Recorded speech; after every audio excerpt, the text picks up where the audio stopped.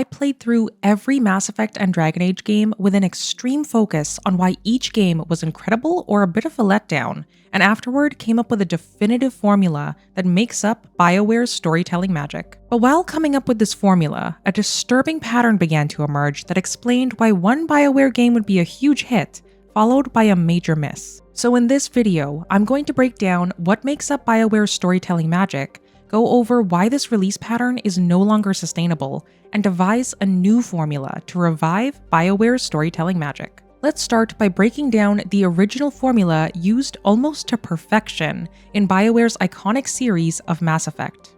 Every AAA game has a player character, plot, NPCs, a world, gameplay elements, and much more. But to me, the main component that differentiates the BioWare formula from the rest of the industry centers around player choice. And Mass Effect, more than any other BioWare franchise, nailed player choice with exceptional consequences across the entire series. We're going to go over how BioWare's magical formula was originally built during the development of the Mass Effect trilogy, before diving into the formula's pitfalls by analyzing the Dragon Age series. Obviously, major spoilers for Mass Effect will follow. First up, let's analyze Mass Effect 1. For a sci-fi game made in 2007, Mass Effect 1 featured a crazy amount of player choice. You could impact the order that plot missions happened, how Saren was defeated in the final battle, and even whether the Council got mad at you after hitting the disconnect button. You could get mad at reporters and get chewed out later, and even decide not to recruit all the companions if you didn't feel like it. The first Mass Effect had everything, from a customizable protagonist to banging aliens. And it's in this groundbreaking game that the first part of the BioWare formula is found during the Virmire mission. Virmire featured two choices that shaped how major plot events in Mass Effect 2 and 3 would unfold. The first choice was whether or not you convinced Rex to stand down, which had ripple effects into who led the Urdnot Krogan in 2 and who led all Krogan on Tuchanka in 3. And of course, the second choice was one of the best choices in the entire series, whether you chose to save Kaidan or Ashley. It's these types of choices, with multiple components to it, that make up the genius of the BioWare formula. The first component is that the choice we make as players needs to impact a companion. This choice then needs to impact the overall plot in that game, which is the second component. And the final part of the formula is that this choice needs to have a ripple effect payoff in subsequent sequels. We see this formula used to perfection with choosing between Kaidan or Ashley. This crucial choice involves the fate of two companions,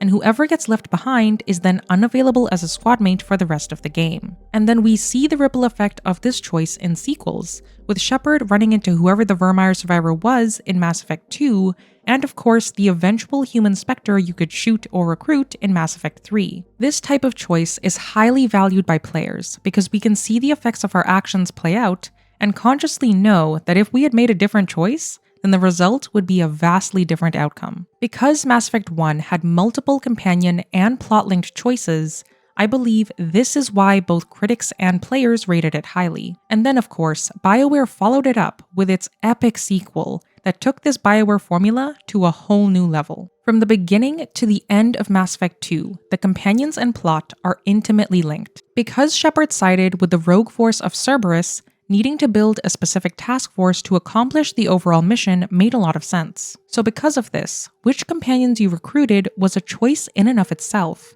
along with whose loyalty missions you chose to complete. And of course, the genius of this companion-focused game is that when the endgame kicked off, the companions were the key to successfully completing the final mission, and even connected to whether Shepard survived. That final mission, of course, being the suicide mission. Who you chose for each part of this mission was critical in who survived or died, which once again follows one of the main components in the BioWare formula. The choices you made about companions during the mission directly impacted how the final mission played out. And then in Mass Effect 3, you could run into any companions who survived. And the genius of this game was that the formula wasn't just used in the overall plot, but with the loyalty missions too. If Tali ends up disloyal to you during her loyalty mission, then during the Quarian and Geth storyline in Mass Effect 3, you'll be unable to choose a peaceful resolution between the two sides. Once again, a companion choice directly impacted the overall plot, with the extra bonus of it having a ripple effect consequence in the sequel. These types of choices were littered all over Mass Effect 2, with most having ripple effects into 3, so it's not surprising that when the formula was followed to a T, both critics and players rated it the highest of any Mass Effect game. Mass Effect 2 was such a masterpiece that it's definitely part of how BioWare can revive its storytelling magic, but I'll get into some of its surprising letdowns later on. For now, let's dive into the ripple effect payoff extravaganza that is Mass Effect 3. The final game in the trilogy kicks off with running into the Virmire Survivor,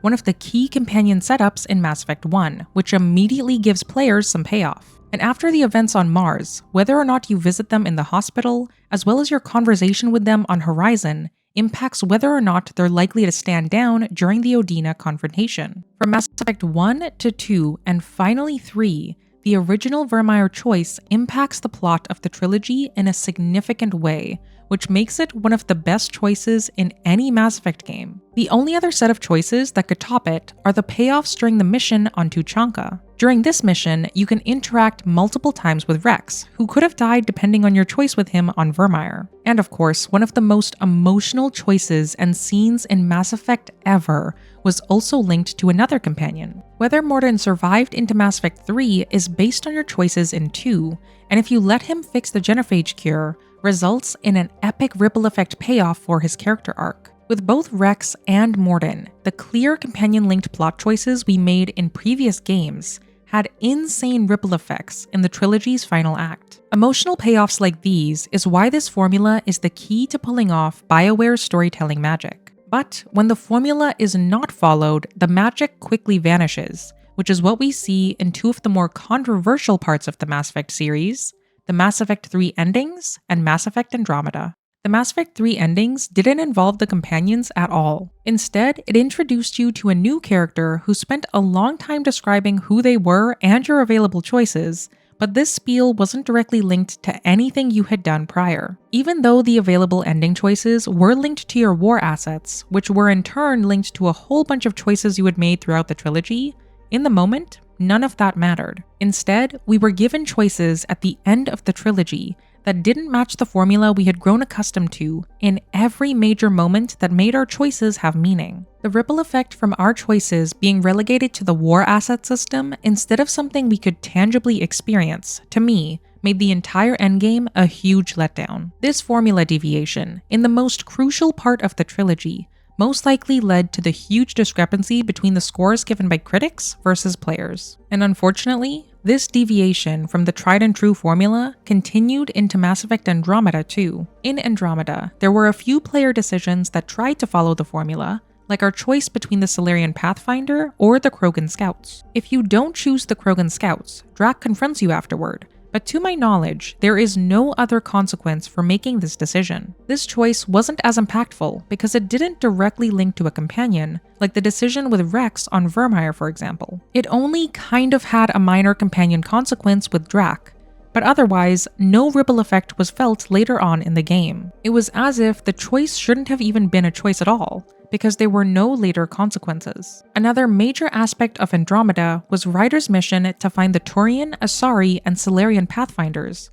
However, this isn't really linked to the companions either. Cora's loyalty mission does involve finding and choosing the eventual Asari Pathfinder, but after the choice is made, the impact of that choice is felt simply by having one NPC over another during the endgame. This companion-adjacent choice, while being connected to the plot, seems to do so on a more superficial level than choices made in the trilogy. The eventual consequence of finding all the Pathfinders also doesn't impact our journey or Cora's in any significant way, but rather impacts Captain Dunn, who isn't one of our direct companions. Choices like this, that kind of follow the formula but don't have significant impact, made a lot of my playthrough feel like I wasn't playing a Mass Effect game or a BioWare game. That being said, I am looking forward to my second playthrough for the lore and combat side of things, but not because of the available choices and consequences. Andromeda's major formula deviation, among various other reasons, led it to receive a Metascore of 71 and a user score of 5.1.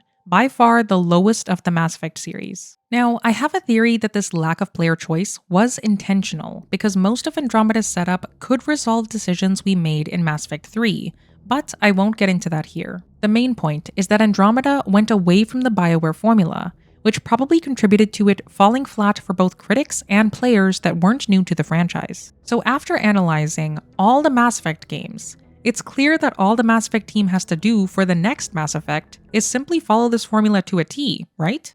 Or should they? The formula itself is really, really good, but while the components are good, there's a strange pattern that emerges when you follow how BioWare writes its stories. And that strange pattern centers around the quality of companion payoffs, along with whether or not the game is in a removed world state. Let's graph it out. If we put each Mass Effect game on the x-axis and the quality of companion payoffs on the y-axis, we see a really weird pattern emerge. Mass Effect 1 had a lot of companion-linked choices that later impacted the larger overall plot in 2 and 3. The Vermeer survivor was a large part of 3, Tali and Garrus were a large part of 2 and 3, Liara being the Shadow Broker was a big deal, and Rex was an important figure in both 2 and 3 as well. But then, in Mass Effect 2, even though it technically had more companions with choices that impacted the literal survival of the characters, this didn't carry over in a meaningful way into 3. Yes, Miranda was able to get resolution with her father, Mordin resolution with his genophage choices, and Legion resolution with the Quarians, but we didn't get to have them as squadmates again. They were basically NPCs, along with characters like Jack, Thane, and Grunt, so the quality of those companion payoffs, to me, were lower than 1. In Mass Effect 3, we got tons of resolution for choices set up in 1, and saw meaningful companion choices linked to the overall plot, like EDI's discovery of what it means to be a sentient AI, and whether Javik decides to die after the war is finished. And then in Andromeda, there were very few companion choices with a significant plot impact or any major choice cliffhangers, leading to low companion payoffs. Essentially, what this graph shows is that the odd-numbered games had a lot of high-quality companion choices and payoffs, but the even-numbered games didn't. We also see that the very same pattern emerges when we look at the world state of each game. Mass Effect 1's overall Reaper plot eventually got resolution in 3, but Mass Effect 2's collector plot was resolved within the game itself. There wasn't any setup for the collectors in the first game, and the collector plot didn't significantly impact 3's at all, besides for adding in some new enemies and dialogue with Javik. The only added significance into 3 was the Elusive Man, who played a larger part than the actual plot of 2. This essentially reduced Mass Effect 2's plot to a removed world state, and the largest removed world state of them all was in Andromeda, where the game didn't even take place in the same galaxy. In a nutshell, once again, the odd-numbered games had high-quality connected plots and payoffs, but the even-numbered games had disconnected plots with resolutions limited to the game itself. Bringing back the formula, one of the major parts of the magic of BioWare games is having ripple effect choices that bleed into sequels. But as seen in these graphs, for whatever reason, it appears that with the way BioWare tells its stories, the even-numbered games are already on its back foot, because their plots and companion choices are disconnected from the overall plot of the series. As a result, both the quality of companion payoffs and interconnected plots resemble the shape of a sine wave. So with these waves, along with the BioWare formula, we finally arrived at what constitutes BioWare's storytelling magic. Also, as a quick aside, I haven't included customizable protagonists and romance choices in the formula, since that's been included in every game since the first Mass Effect's release, so I'm going to assume that's a given at this point. Now, if this formula was used to perfection every single time, BioWare would probably be able to pull off blockbuster after blockbuster. However, as we've seen with the even-numbered releases, this formula has a few pitfalls too. And these aren't BioWare's only pitfalls. There are major limiting factors in BioWare's ability to make this formula work, which reduces the studio's storytelling magic significantly. And these limiting factors are mostly tied to EA. Let's analyze the Dragon Age series next to uncover what those limiting factors are, and also to figure out why the formula as constituted needs to change for the survival of BioWare. Obviously, major spoilers for Dragon Age will follow. First up is Origins. Origins follows the formula to perfection, featuring choices like whether or not Alistair ascends to the throne, to even whether our warden, Alistair, or Loghain dies after the final battle. The companions and plot are incredibly linked, with multiple payoffs relating to those characters interspersed throughout the game. One of the most notable cliffhangers in Origins was the result of Morrigan's dark ritual, if you chose to engage with it, where Morrigan could become pregnant as a result. We don't learn the conclusion of this choice by the end of the game, so this cliffhanger had to be resolved in a future sequel. But when this cliffhanger was eventually resolved, leads us to our first limiting factor to the formula. We didn't find out the conclusion of the Dark Ritual until 2 games later in Inquisition, and that's because of the main limiting factor that BioWare will always face: EA interference, which we glaringly saw in Dragon Age 2. EA gave the BioWare team only 16 months to complete the sequel to Origins. Giving developers basically a year to complete a game is frankly beyond stupid, but asking developers to create a sequel to a game with countless choices and outcomes is basically asking for the impossible. This lack of time, more than anything, is why Dragon Age 2 had virtually no meaningful decision from Origins carry over into the game, except for the cameo appearances by a few of the previous characters. The game takes place in a completely removed world state from Origins, and the choices you make in 2 have no real impact on the events in Inquisition either. Creating a game with a lot of player choice requires time, and I'm fairly certain that the lack of impactful choices in 2 was because of the lack of development time. This is why one of the limiting factors in the BioWare formula is quality development time, which I'll list as EA interference for now and dive into this more later. For now, let's get into the next limiting factors found in Inquisition. The third Dragon Age had everything a traditional BioWare game needs to succeed, with the best parts being the payoffs of the ripple effect choices from Origins. Having Liliana as an advisor and interactable NPC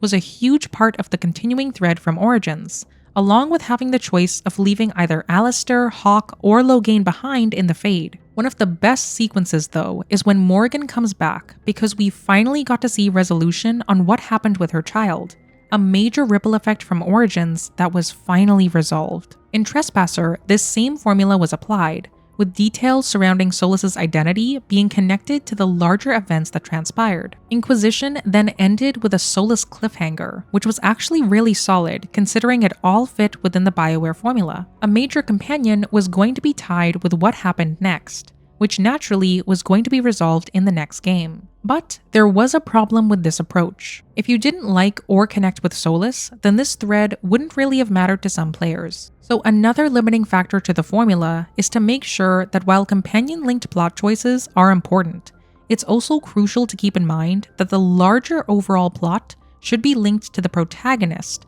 more than any one returning companion. I'll come back to this point later on. Another major limiting factor that reduced player enjoyment in Inquisition was the vast open world and repetitive gameplay, which made the game bloated. Since bloat was also an issue in Andromeda, it's fair to say that a lack of bloat is necessary for the BioWare formula to succeed, especially because bloat doesn't serve any purpose besides extending the time needed to complete a game. Okay, so those are all the limiting factors that reduce BioWare's storytelling magic. Let's finalize the formula before jumping into how these limiting factors doomed the Veilguard. The 3 main formula components are player choices that impact companions, those choices then impact the plot, and finally, these same choices eventually have a ripple effect into sequels. This formula is very limited when there's a lot of EA interference, and its impact on players is dampened when there's a lot of bloated choices, along with a plot not having a strong connection to the protagonist. If not enough time is given to the devs to create the game, then you'll end up with a Dragon Age 2.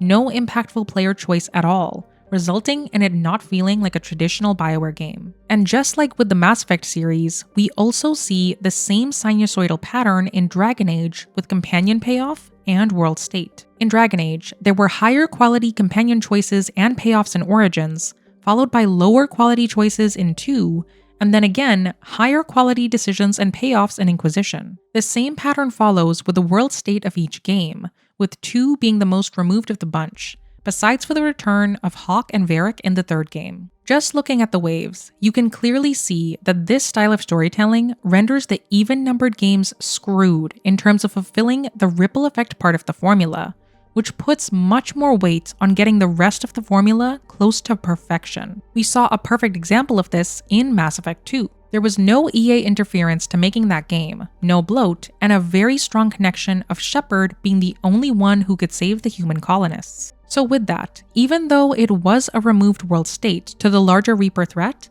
the BioWare team managed to pull off a player choice heavy game that put the companions in the forefront and intimately linked their loyalty and survival to the overall plot of the game. However, if any even-numbered games don't fulfill the first two components, then it essentially renders them screwed in terms of pulling off a game that feels like it was made by BioWare. And of course, the only way you could pull off a game without the ripple effect component is if there is a lack of EA interference and a strong plot tied to the protagonist without a lot of bloat. Which brings me to the Veilguard, and why it was doomed as soon as EA interfered with the BioWare team's ultimate vision for it.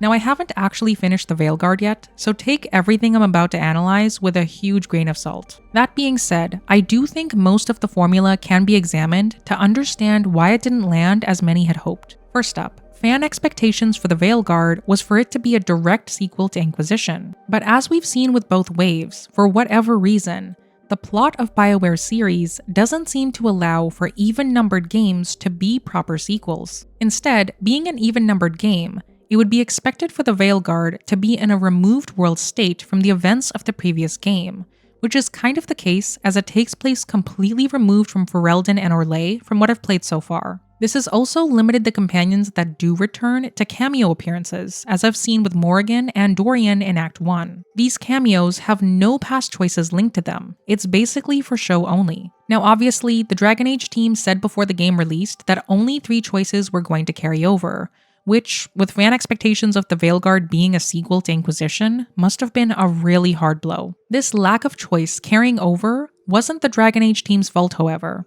It was clearly the fault of EA's interference. Dragon Age 4 was put on hold in 2017, then rebooted to be a live service game, and finally, in 2021, given the directive to be a single-player game only. Expecting the Veilguard to be anything resembling a Blockbuster sequel after this much interference is beyond outrageous. Because of this lack of quality development time, instead of getting a Mass Effect 2 to Mass Effect 3, the Veilguard ended up being more like Origins to Dragon Age 2, with very little choice carryover. The Veilguard is very linear, with Varric narrating in between every time a mission is completed, which matches the rushed storytelling of Dragon Age 2 a lot. I've also struggled to get into the game because, at least in Act 1, Rook isn't as important to the plot as some of BioWare's other hits. In Mass Effect 1, Shepard interacted with the Prothean beacon, making them directly linked to Saren and the Reaper threat. And in Inquisition, we bore the Anchor, which directly pitted us against Corypheus, and were called the Herald of Andraste, thus linking us to the overall threat between mages and Templars. With Rook, we tagged along with Varric to stop Solus and accidentally unleashed the Elven gods. And there isn't much that ties us to stopping the gods, besides for the fact we were the ones who unknowingly unleashed them by stopping Solus's ritual. To me, the Veilguard story should have featured the Inquisitor as the main protagonist. But I fully get that there were a lot of factors that went into not doing this, with there being a 10-year gap in between the 3rd and 4th games the most obvious one. I'm still in the middle of the Veilguard, so I won't comment on anything else besides the slow build in Act 1, but after realizing how the BioWare formula works, it's become very clear that the Veilguard was doomed as soon as EA interfered with BioWare's classic storytelling magic. So after all this analysis, one thing has become crystal clear for how BioWare's magic works. When given the proper resources and time, BioWare has proven that it can put out absolute bangers. However, as soon as EA sticks its nose into the picture, the formula crumbles. So more than anything, BioWare needs to adjust its formula so that it can survive EA's inevitable interference, and also find a way to stop this sinusoidal pattern of quality player choice and world states. And after analyzing every Dragon Age and Mass Effect game, I think I found a very simple way to build on this formula that'll allow BioWare to revive its storytelling magic and pull off the biggest comeback in storytelling ever. And the best part is that this simple formula is based on BioWare's recent blockbuster success of the Legendary Edition. BioWare needs to double down on their winning formula, which means they should definitely create connected sequels that focus on player-driven companion choices, which in turn affects the plot. The best example of this is seen with the Mass Effect trilogy. But BioWare also needs to cut out this dip of the quality of companion payoffs and world states not being interconnected. Even though Mass Effect 2 was a pure gem, it was generally disconnected from the overall magic of meaningful payoffs. So instead of repeating past mistakes, BioWare needs a new solution to answer this sinusoidal riddle, which is where the new formula comes in. Instead of having a setup game followed by a filler game and then a resolution game, this new solution brings out the formula's maximum potential, with this new solution being the creation of a shorter version of the Mass Effect trilogy, which are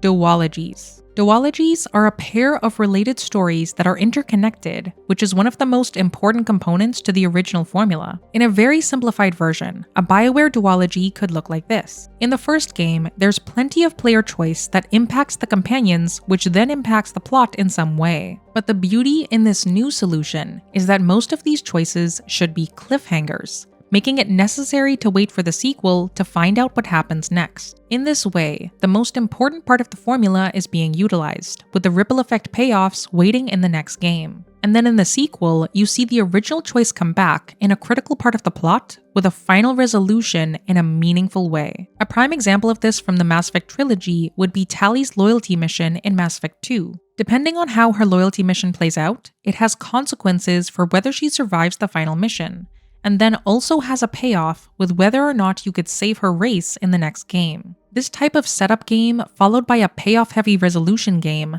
leads to somewhat low-stake companion choices having higher-stake consequences later on. By making this small change, all parts of the formula are being utilized, and fans have a clear expectation of setup in the first game followed by resolution in the sequel. This type of setup followed by resolution immediately solves the removed world state problem too. If the first setup game ends on a major cliffhanger, similar to how Mass Effect 2 ended, then players will be much more likely to be clamoring for the sequel. After the resolution of the setup game, any continuing threads from any of the games that the devs want to continue would be bonuses. So by intentionally creating cliffhanger setup games followed by payoff-heavy sequels, the sine wave would transform into more of an upward trend, with plateaus in between if EA does decide to interfere. But most likely, EA wouldn't stick their noses in if they were smart, because as all good game companies know, if the players are happy, then the revenue will continue flowing in. This type of duology would also be great for the devs, theoretically, since the setup game would take time to think about and develop, but the sequel would probably take less time, since hopefully, thought was already put in about how the consequences would play out. With AAA games taking increasingly longer to make, hopefully, this type of formula would reduce the time it takes to make two games, because it's incredibly clear which one is setup and resolution, as well as allowing for soft resets every 2 games after an epic resolution, as opposed to in between, resulting in a filler game. Every setup game can feel fresh for longtime developers and players, with new companions and locations like in Andromeda. However, there'd always be an epic resolution waiting in its sequel. In this way, the original BioWare formula can thrive by creating duologies so that every game will feel like BioWare made it. This should be BioWare's answer to returning as a storytelling juggernaut. With that being said though, the current BioWare formula is luckily poised to put out a blockbuster with the next Mass Effect. Based on the world state wave, the next Mass Effect is poised to be interconnected to the larger overall plot, which as the teases have shown is likely the case. From everything I've looked at, the teases for the next Mass Effect point to a direct sequel to the trilogy and Andromeda, which would by necessity be a resolution game similar to the duology example from earlier. It's already been rumored that it won't be open world too, so the game's bloat will likely be limited. As long as EA doesn't interfere with its development too much, and whoever the protagonist is has a strong connection to the overall plot, then the next Mass Effect is going to be more than fine. The main part of BioWare's storytelling magic is tied to companion-linked plot choices, which I know the 2 narrative leaders on the next Mass Effect team will pull off very well. Those 2 being narrative designer Michael Tucker and narrative director Mary DeMarle. And it's not just these two that give me a lot of hope for the next Mass Effect's blockbuster potential. The rest of the Mass Effect leadership team is full of BioWare veterans who likely understand this winning formula very well. To see for yourself why these top leaders are more than ready to hit an out-of-the-park home run with the next Mass Effect, watch this video next. See you there.